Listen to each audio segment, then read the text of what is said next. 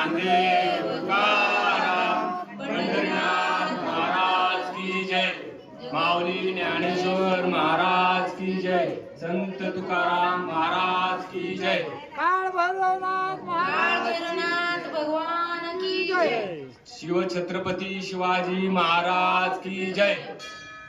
सर्वांना प्रथमतः सर्व संत जनांना नमस्कार. आज चिंतनाकरिता घेतलेली ओवी जी अध्याय 11 मधील 708 क्रमांकाची आहे. बरोणी सत्वाची अंजोळी निता ओविया फुले मोकळी अर्पली अंदीर्घ गुली विश्वरूपाच्या. घेतलेली ओवी ही आरतीची महिमा करणारी आहे. अर्जुनाला विश्वरूप दर्शन दिल्यानंतर अर्जुनाच्या निमित्ताने माऊली ज्ञानोबा रायांना विश्वरूपाचे दर्शन झाले व ज्ञानोबाराय यांच्या माध्यमातून या सुवर्ण महोत्सवाच्या वाचकांना देखील विश्वरूप दर्शन झाले. जसा ज्याचा भाव तसा देव पाव. शुद्ध चित्ताने सत्वाची अंजली भरून देवाची आरती करावी. जो नर चित्तात देवाची अखंड आरती घालतो, मिया म्हणजे माझी, ओविया म्हणजे वात्सल्याने फुले अर्पण केली जातात व तुळशी पत्रे उजळून देवाची आरती करावी. अर्धी इंगुली म्हणजे दीपक किंवा ज्योत. विश्वरूपाची आरती जो नर चित्तात घालतो त्याला सदोत्ती प्राप्त होते. अध्याय क्रमांक 16 मध्ये एक ओवी आहे की गुण कुसुंबाची माळा हे घेऊनी मुक्ती बाळा वैराग्य निरपेक्षाच्या गळा. दिविसद असे. दुनकुस म्हणजे तांदळाचे पीठ. तुळशीच्या पानांची माळ घातल्याने माझी भक्ती स्वीकारली आहे. हे मुक्ती बाळा माझे हृदय उजळा व माझी भक्ती स्वीकारा. निरपेक्ष असलेल्या वैराग्याच्या गळा म्हणजे त्याच्या हृदयात भक्तीचा उदय झाला आणि तुझे गोड नाम जपत जा. बोला पुंडलिकावर देव हरी विठ्ठल श्री नामदेव तुकाराम पंढरीनाथ महाराज की जय, संत ज्ञानोबा महाराज की जय, तुकाराम महाराज की जय. नमस्कार संतजन. आज आपण या ठिकाणी आरतीचा महिमा, ज्ञानाचा महिमा आणि भक्तीचा महिमा या विषयावरती चिंतन करणार आहोत. आपल्याला अतिशय परिचित असलेली आणि आपण जी दररोज घरी म्हणतो अशी जी आरती ज्ञानराजा मा कैवल्यतेचा सेवती साधू संत. आज या ठिकाणी प्रथमतः मी चिंतनाची रूपरेषा तुमच्या जवळ ठेवणार आहे. प्रथमतः मी प्रस्तावना करणार आहे. त्याच्यानंतर ज्ञानोबा महाराजांचा जीवनाचा परिचय व आरतीची महिमा याबाबत मी विवेचन करणार आहे. आरतीचा अर्थ, आरतीचे महत्व, चरणावर व्याख्या व प्रकार महत्व मी तुम्हाला विवेचन करणार आहे. संत वचने ज्ञानोबा महाराज उपदेश जीवन महत्व मी विवेचन करणार आहे. प्रस्थानामध्ये सर्वांनी बसून घ्यायचंय. प्रस्थानामध्ये सुबक व मोहक फुलांना सावरण्याचे सामर्थ्य फक्त काट्यामध्येच असते आणि त्या काटेतील काटेरीपणामुळे फुलांतील कळी फुलत असते हे त्या फुलणाऱ्या फुलालाही माहीत असते. म्हणून तर ती कळी मुक्तपणे हवेमध्ये संचार करत असते. याच निसर्गाच्या घडामोडीतून मानवी वाटचालीचा प्रवास चालू होतो आणि आज या ठिकाणी वारकरी संप्रदायातून गेले 50 वर्ष हे सुवर्ण महोत्सव वर्ष या वारकरी संप्रदायातून वाटचालीतून फुललेला हा ज्ञानाचा भर म्हणजे हे करंदी गाव. आज मी महेश निकम, माझ्या वाट्याला प्रवचन सेवा आलेली आहे. हा माझा खऱ्या अर्थानं आयुष्यातील एक आनंदाच्या मधुलहरी निर्माण करणारा एक क्षण आहे. मी माझे परमभाग्य समजतो की आज मला प्रवचन करण्याची संधी मिळाली. या ज्ञानोबाच्या पवित्र दरबारात उपस्थित सर्व श्रोते मंडळी यांचं प्रथमतः मी स्वागत करतो.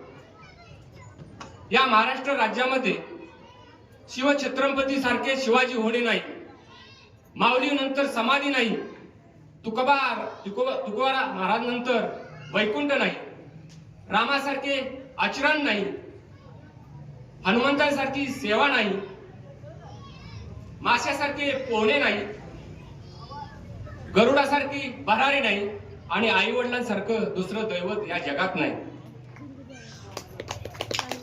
आणि या करंदी गावामध्ये अखंड हरिनाम सप्ताह हे 50 वर्ष सुवर्ण महोत्सव वर्ष याचे नियोजन पुन्हा होणे नाही.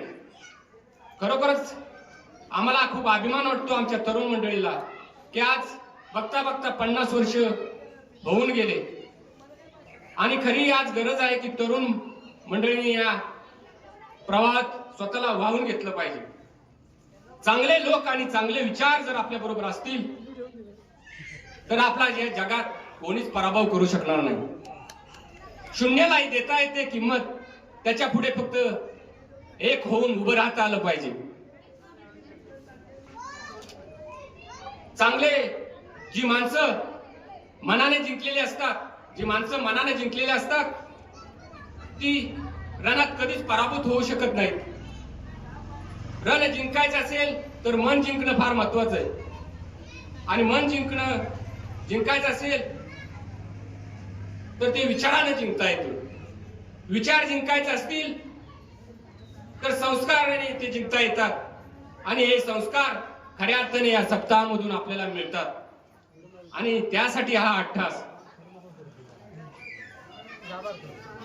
ज्ञानेश्वर महाराजांच्या जीवन परिचयाबद्दल तुम्हाला जर सांगायचं म्हटलं, अखंड हरिनाम सप्ताह हा वारकरी संप्रदायाचा एक धार्मिक कार्यक्रम आहे ज्यामध्ये 7 दिवस भगवान विष्णूचं आपण नामस्मरण करत असतो, भजन करत असतो, कीर्तन करीत असतो. यामध्ये भाग घेतल्याने आपल्या मनाची शुद्धी होते, आपल्याला आत्मज्ञान मिळते व जीवनातील संकटे कमी होण्यास आपल्याला मदत होते. आपल्या पापांची क्षमा होते व मोक्ष प्राप्ती होते. आपल्याला सर्वांना ज्ञात आहे की संत ज्ञानेश्वर महाराज हे 13व्या शतकातील एक महान मराठी संत, कवी व तत्वज्ञ होते, ज्यांनी भागवत संप्रदायाचा पाया घातला आणि ज्ञानेश्वरी सारखा ग्रंथ रचून संस्कृत मधील तत्वज्ञान सर्वसामान्यापर्यंत पोहोचवण्याचं काम केलं, ज्यामुळे मराठी भाषा व संस्कृतीचा विकास झाला. ज्ञानेश्वर माऊलींचा जन्म शके 1197 आणि इसवी सन 1275 मध्ये झाला. आपेगाव या ठिकाणी झाला. गोदावरी तीरावर विठ्ठलपंत रुक्मिणीबाई यांच्या पोटी झाला. त्यांचे मोठे बंधू निवृत्तीनाथ ज्यांनी गीतेवर भाष्य करण्यास सांगितले. ज्ञानेश्वरी त्यांनी प्रवारा नदीकाठी वयाच्या 16व्या वर्षी लिहिली. आपल्याला सर्वांना ज्ञात आहे की त्यामध्ये 18 अध्याय आहेत आणि त्यांनी जे गीतेचे सार आहे ते मराठीमध्ये लिहिण्याचं काम केलं. त्याचा दुसरा ग्रंथ तुम्हाला माहित असेल, अमृतानुभव.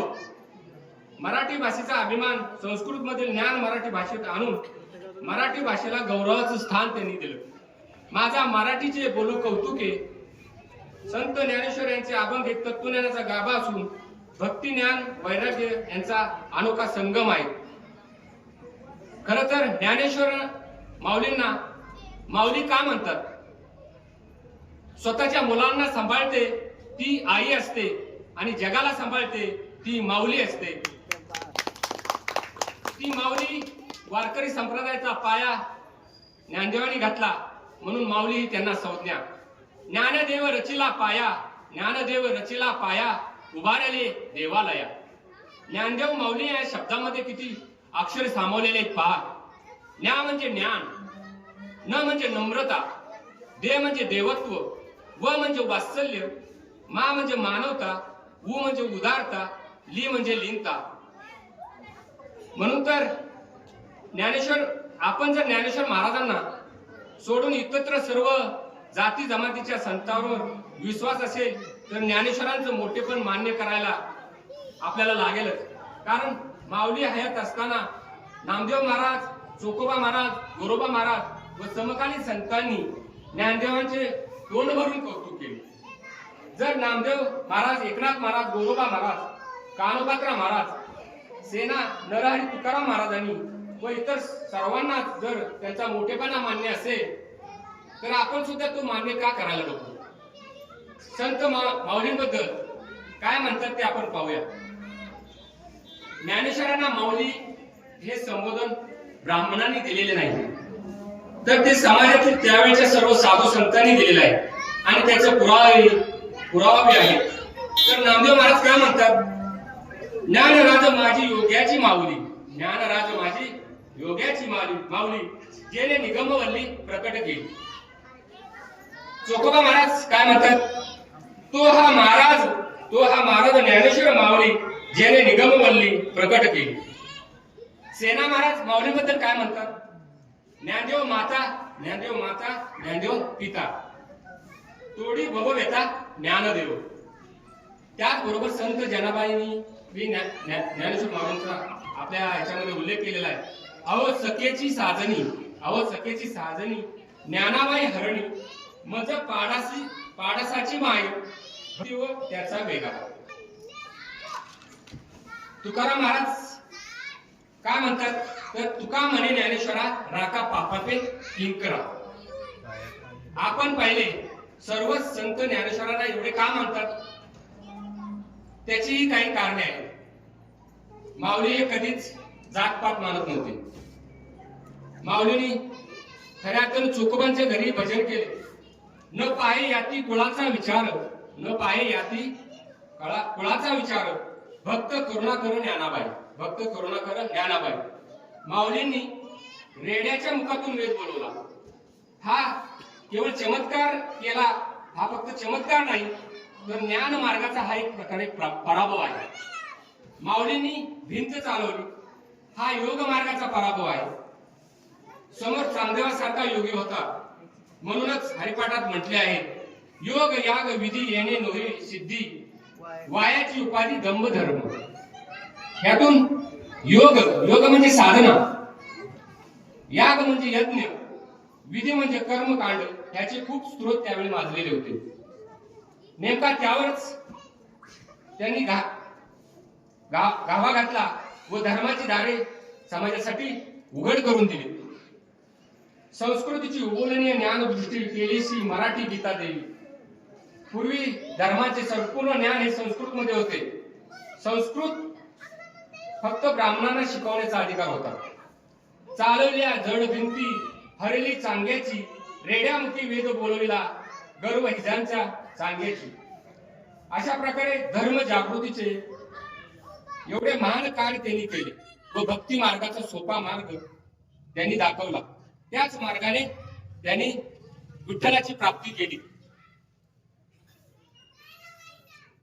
मार्ग दावणी गेले आधी दयानिधी संत ते, निनीचे पंथी चालू जाता गुंता कोठे काही. मग अशा पुण्यपुरुषाला माऊली का म्हणू नये व त्याची आरती का गाऊ नये. म्हणून मी आज याकरिता चिंतना करता ज्ञानेश्वर माऊलींची आरती ते चिंतन करणार आहे.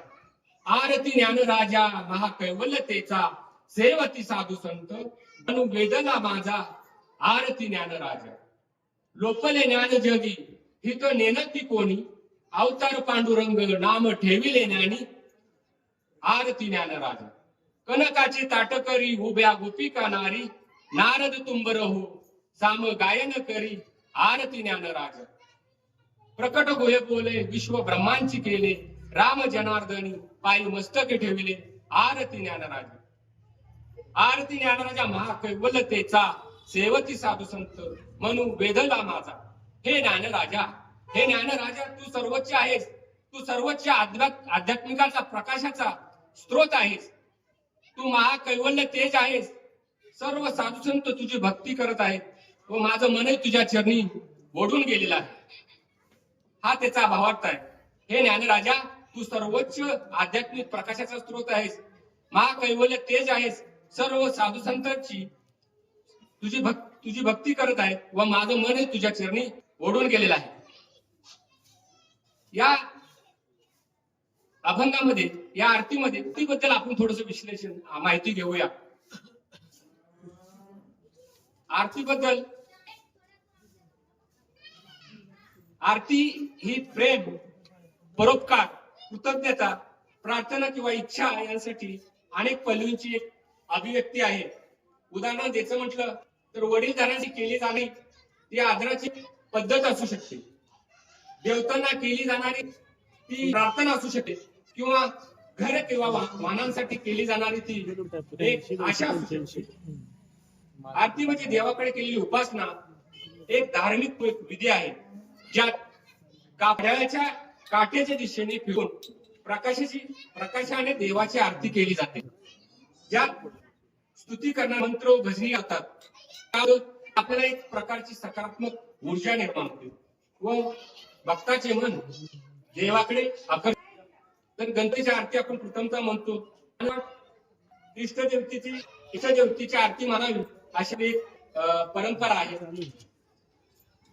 तर कर्पूर व कर्णार अवतार संसार सार भुजेंद्र हर सदा बसन हृदयांज बिंद्रे भव भवानी सीत नमामी.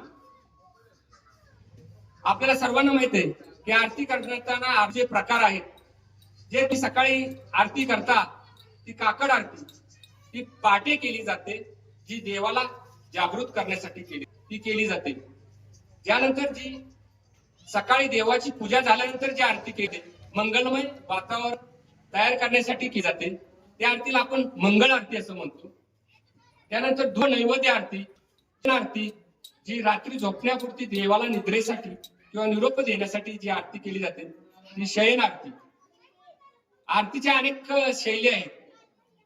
मग आरती संग्रह, ज्याच्यामध्ये तुम्हाला अनेक आरत्यांचा संग्रह मिळतो. विडा एक अशी विशिष्ट प्रकारची आरती आहे की ज्या देवाला विडा अर्पण केला जातो आणि नंतर आरती केली जाते.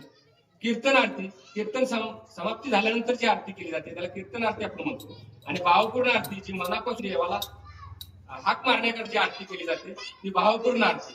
मग या आरतीचं महत्व काय आहे, तर आपल्या जीवनामध्ये धार्मिक महत्व आहे की पूजा पूर्ण होणे कायमी आध्यात्मिक उंची गाठणे किंवा मोक्ष मिळवण्याकरता आरतीचं महत्व आहे.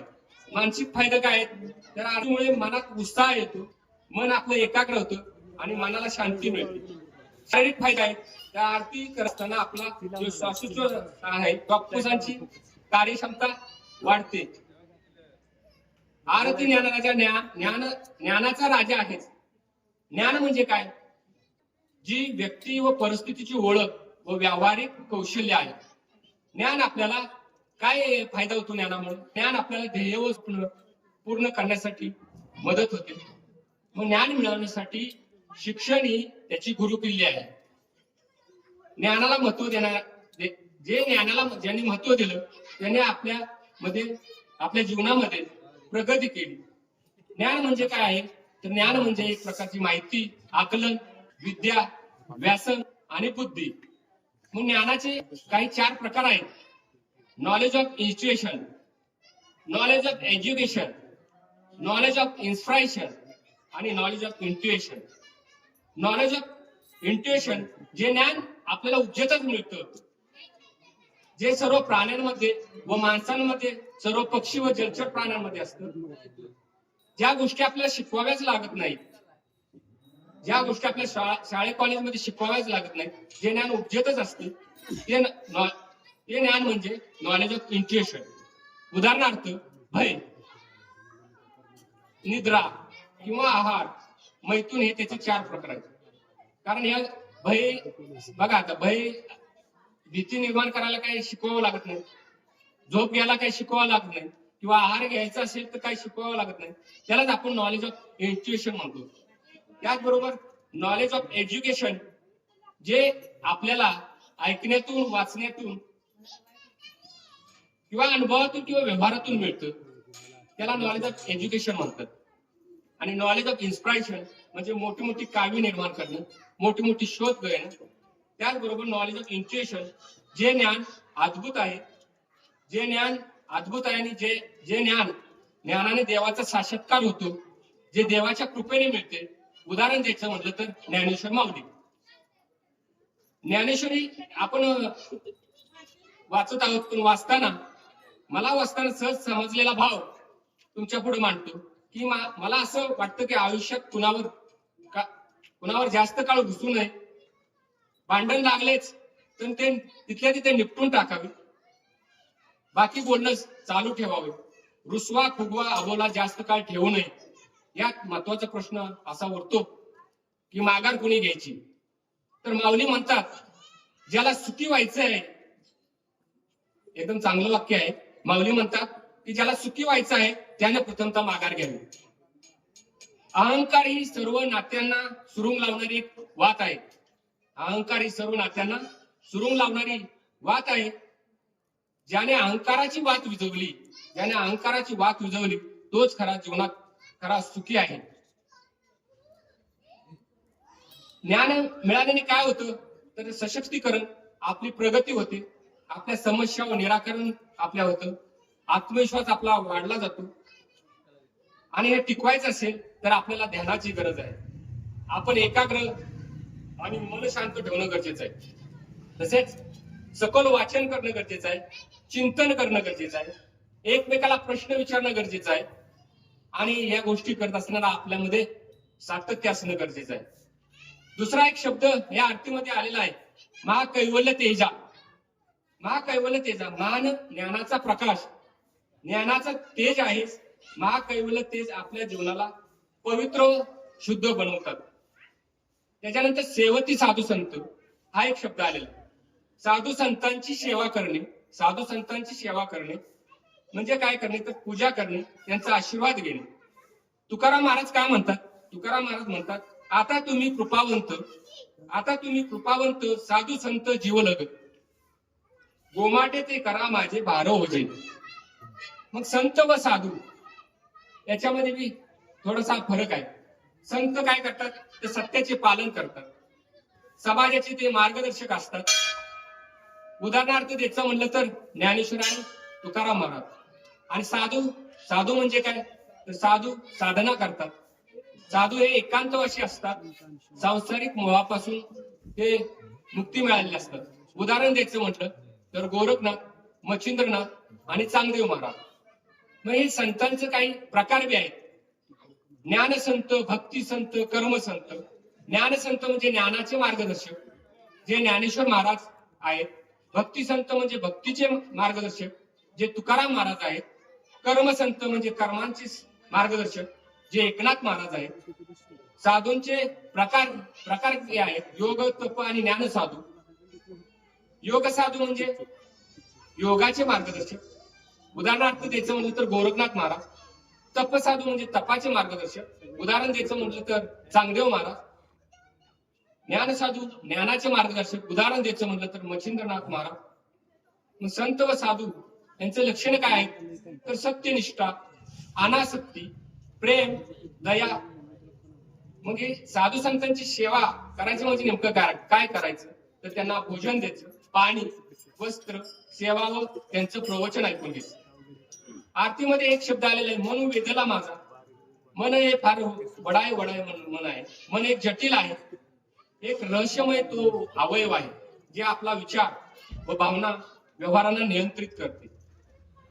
मनाचे प्रकार आहेत चेतन आणि अचेतन मन. मन शांत, सुखी, निस्वार्थ, प्रेमळ, सकारात्मक असावे.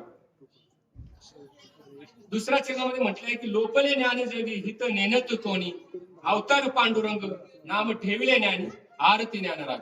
लोपले ज्ञान जगी, या जगात खरं ज्ञान आता हरवलेलं आहे. या जगात खरं ज्ञान आता हरवलेलं आहे. लोकांना आता खरं कल्याण समजत नाही. त्यामुळे पांडुरंगाने स्वतःचा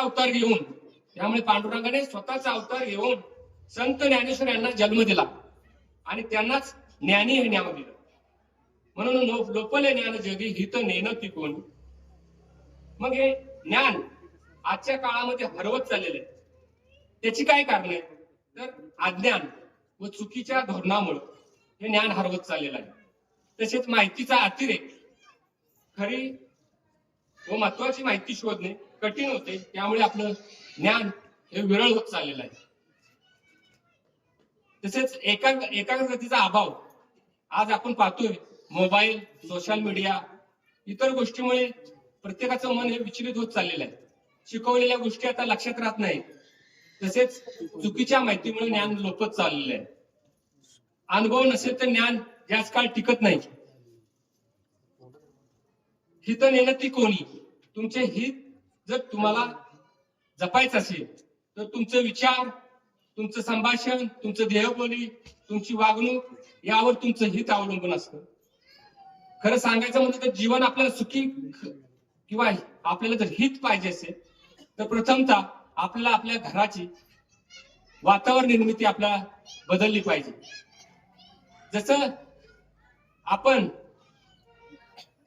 घरामध्ये जर पॉझिटिव्ह माइंडने जर वागलो तर आपल्याला सुख मिळाल्याशिवाय राहणार नाही. त्याचबरोबर आपण आपल्या जीवनामध्ये वेळेचं नियोजन केलं पाहिजे. तसेच आपण जिथे राहतो तिथे आपल्याला चांगला सहवास लाभणं गरजेचं आहे. सहवास हा फार जीवनामध्ये महत्वाचा आहे. उदाहरण तुम्हाला देतो. गरुडाचे अंडे कोंबडी ऊब देते. गरुडाचे अंडे कोंबडी ऊब देते. गरुडाचा जन्म होतो. सहवासाने गरुडही दाणे खातो. हा सहवासाचा परिणाम आहे. त्याचबरोबर दुसरं एक सहवासाचं उदाहरण देतो. केळीच्या पानाखाली बाबळीचं झाड जर उगवलं तर केळीची पाने फाटलीच जातात. त्याचबरोबर चंदनाच्या झाडाखाली जर बाबळीचं झाड उगवलं तर त्याच्या गाभ्याला त्या चंदनाचा सुवास जडतो. हा सहवासाचा परिणाम आहे. त्यामुळे चांगल्या व्यक्तीच्या आपण सहवासात राहणं गरजेचं आहे. त्याचबरोबर संघटन कौशल्य हे फार महत्वाचं आहे. आपल्या घरी जर संघटित आपण असो, एकोप्याने जर राहत असो तर आपण जीवनामध्ये नक्कीच सुखी राहिल्याशिवाय राहणार नाही. एक उदाहरण देतो. जर एक दगड आपण कुत्र्याला मारला तर तो पळून जाईल. तोच दगड एखाद्या मधमाशीला मारा, मधमाशीच्या पोळ्याला मारा, तुमच्यावरती हल्ला केल्याशिवाय राहणार नाही. मग मला सांगा, दगड तोच आहे, मारणारा बी तोच आहे. फरक फक्त एकीने राहण्याचा आहे. जर आपल्याला सुखी व्हायचं असेल तर आपलं कुटुंब हे आपण एकत्रित राहणं गरजेचं आहे. त्याप्रमाणे फुलांचा आकार, रंग, रूप, गंध वेगवेगळा असतो. फुलांचा आकार, रंग, रूप, गंध वेगळा वेगळा असतो. त्याप्रमाणे आपल्या शारीरिक रचना बी आहे. आपलं डोळे, कान, हात, पाय हे सगळं वेगवेगळं आहे. मग आपल्याला एकरूप व्हायचं असेल तर काय केलं पाहिजे? तर सर्वांचा जो स्वभाव आहे त्या स्वभावाला आपल्याला बदल केला पाहिजे. स्वभावाला आपल्याला ट्रीट करता आलं पाहिजे. तसेच आपल्यामध्ये सकारात्मक विचारसरणी असणं गरजेचं आहे. उद्धरता आत्मना आत्मानं म्हणजे काय? तर आपला जसा विकास होईल त्याबरोबर दुसऱ्यांचा बी कसा विकास होईल हे आपण पाहिलं पाहिजे. कनकाचे ताट करी उभ्या गोपिका नारी, नारद तुंबर हो साम गायन करी आरती ज्ञानराजा. हे ज्ञानाच्या ईश्वरा तुझे स्वागत करणे कामी सोन्याचे ताट घेऊन भक्ती रसाचा आस्वाद घेण्याकरता तत्पर अशा स्त्रिया गोपिका तयार आहेत. गोपिका नारी म्हणजे काय? तर भगवान कृष्णांच्या त्या भक्त आहेत. भक्ती म्हणजे ईश्वरावर असणारे व गुरुवर असणारे प्रेम. मग भक्तीचे काही प्रकार आहेत. सगुण भक्ती, निर्गुण भक्ती, प्रेम भक्ती. नारद व स्वर्गातील तुंबर नावाचे गायक तुझ्या स्वागतात गायन करतात. नारद म्हणजे काय? तर नारद एक प्रसिद्ध देव आहेत. भगवान विष्णूचे ते महान भक्त आहेत. त्यांच्या गायनाने ते विष्णूला प्रसन्न करतात. आणि तुंबर म्हणजे काय? तर तुंबर हे प्राचीन वाद्य आहे. त्याचा ध्वनी इतका मधुर आहे की संसारातील सर्व जीवांना त्यामुळे आनंद मिळतो. शेवटच्या चरणामध्ये ते बोलतात प्रकट गोये बोले विश्व ब्रह्मांची केले, राम जनार्दनी चरणी मस्तके ठेविले, आरती ज्ञानराजा. जे ज्ञान आजवर गुप्त होते, ते ज्ञान तुम्ही प्रकट करून सर्व विश्व ब्रह्म स्वरूप केले. म्हणजे जी गीता संस्कृत मध्ये होती ती सामान्य लोकांना समजत नव्हती, तिचे भाषांतर सामान्य लोकांना समजेल असे तुम्ही केले. आणि ही आरती एकनाथ महाराजांनी लिहिलेली आहे. ते आपल्या लेखनात आपल्या गुरूंचे जनार्दन स्वामींचे नाव घेतात, म्हणून राम जनार्दनी. एकनाथ महाराज ज्ञानेश्वरांच्या पायावर मस्तक ठेवतात. मित्रो, आपलं जीवन सुखी करण्याचं असेल, बघा एखादी सुगंधी देणारी एखादी अगरबत्ती असते, ती संपली की मागे फक्त राख उरते. मग त्या राखेला परत कधी सुगंध येतच नाही. तसे मनुष्य देहात जोपर्यंत जीव आहे तोपर्यंत छान जगलं पाहिजे, कारण जीवन खूप सुंदर आहे. त्याला आणखी सुंदर आपण बनवलं पाहिजे. भूक लागली म्हणून भाकरीऐवजी पैसा खाता येत नाही. म्हणजे पैशाला एक ठराविक रेषापर्यंत स्थान आहे. जीवनात प्रामाणिक राहून सोन्यासारखी माणसं आपल्याला कमवता आली पाहिजे. जीवन हे क्षणभंगुर आहे. पृथ्वी तलावर आपण पाहुणे आहोत. प्रत्येकाला रोल मिळालेला आहे. जन्माला येणे, निरोप येईल त्यावेळी निघून जायचं. निसर्गाचे या बाबतीत काही नियम आहेत, ते आपण समजावून घेतलं पाहिजे. निसर्गाचा पहिला नियम आहे, जन्माला यायच्या अगोदर 9 महिने आपल्याला संकेत मिळतात, पण मरण्याच्या अगोदर 9 मिनिटही आपल्याला संकेत मिळत नाही. आणि दुसरा नियम आहे, येताना काहीच आणायचे नाही आणि जाताना काहीच न्यायचे नाही. शाश्वत आनंद घ्यायचा असेल तर निसर्गाशी आपल्याला जुळवून घेणं गरजेचं आहे. जीवन हे एक रांगोळी सारखे आहे. एखादी स्त्री रांगोळी काढते, त्याच्यामध्ये अनेक रंग भरते. त्या स्त्रीला माहित असते की ती रांगोळी कधीतरी पुसणार आहे. त्या पद्धतीनेच आपलं हे जीवन आहे. हे आपलं जीवन कधीतरी पुसणार आहे. त्यामुळे चांगलं जीवन जगण्याकरता आपण आरती हे करणं गरजेचं आहे.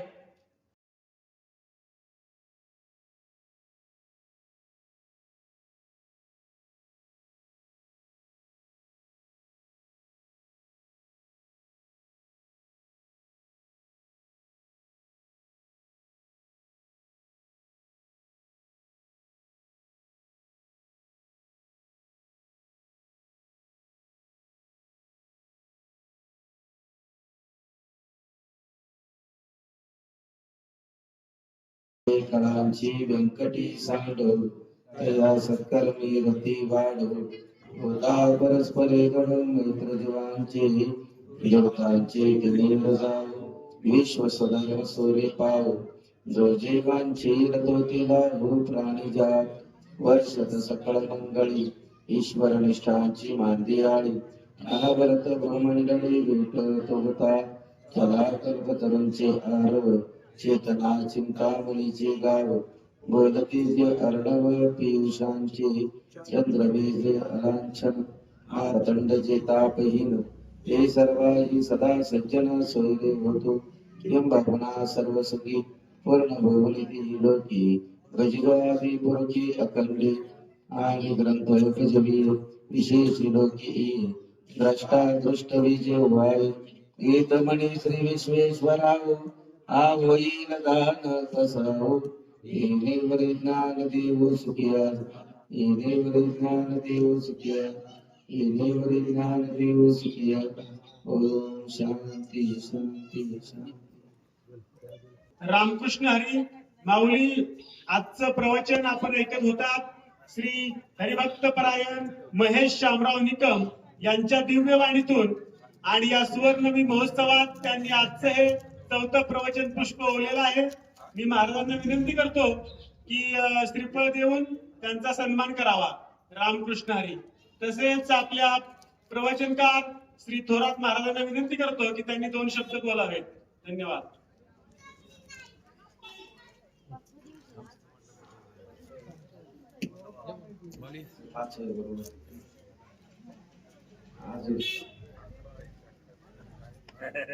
कैवल्य चक्रवर्ती माऊली महावैष्णव संत श्रेष्ठ ज्ञानोबा यांच्या आरती या प्रकरणावर ज्यांचं आपण सरसावी असं प्रवचन श्रवण केलं ते आपल्या गावचे असणारे भूमिपुत्र हरिभक्त परायण महेश दादा निकम सुंदर असं प्रवचन या ठिकाणी केलं.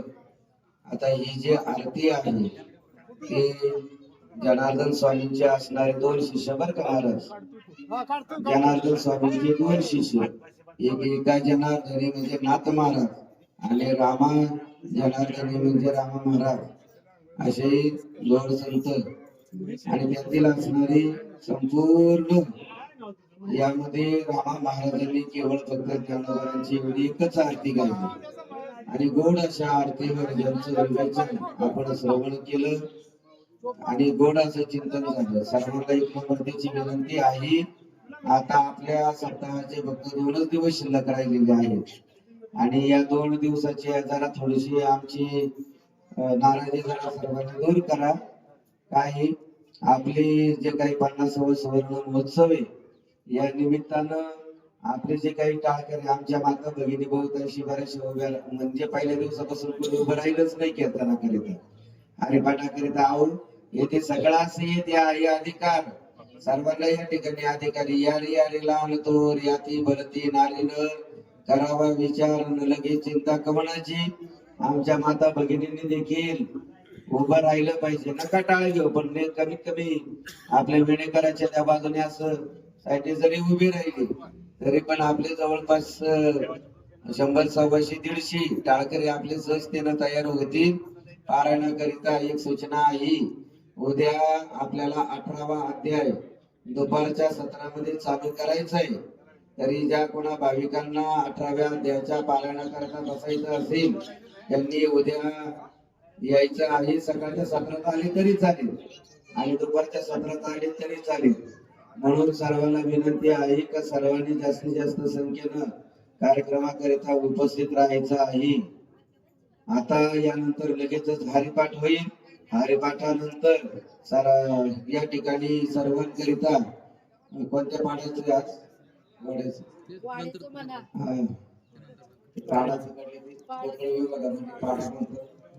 भीमराव गणपत निकम भीमराव गणपत निकम यांच्या वाड्याचं सर्वांकरिता प्रसाद आहे. प्रसादाकरिता सर्वांनी हजर राहायचे. प्रसाद झाल्याबरोबर आज जरा कीर्तनाचा वेळ जो आहे तो जरा थोडासा लवकर येईल. आपण बरोबर 9:15 वाजता या ठिकाणी संकीर्तनाला प्रारंभ करणार आहोत. 9:15 ते बरोबर 11:15 या दरम्यान हरिकीर्तन होणार आहे. म्हणून सर्वांनी कीर्तनाकरिता हजर राहायचं ही सर्वांना नम्रतेची विनंती आहे. आणि पुन्हा एकदा विनंती ही आहे की आपण प्रवेशद्वाराजवळ आपले जे काही चप्पल बूट वगैरे काढत असतो काही देवाच्या दारात येण्याच्या अगोदरच आपल्याला चपलांचं दर्शन होते. ते चपलांचं दर्शन नाही झालं पाहिजे ही सर्वांनी सूचना लक्षामध्ये घ्यायची. धन्यवाद.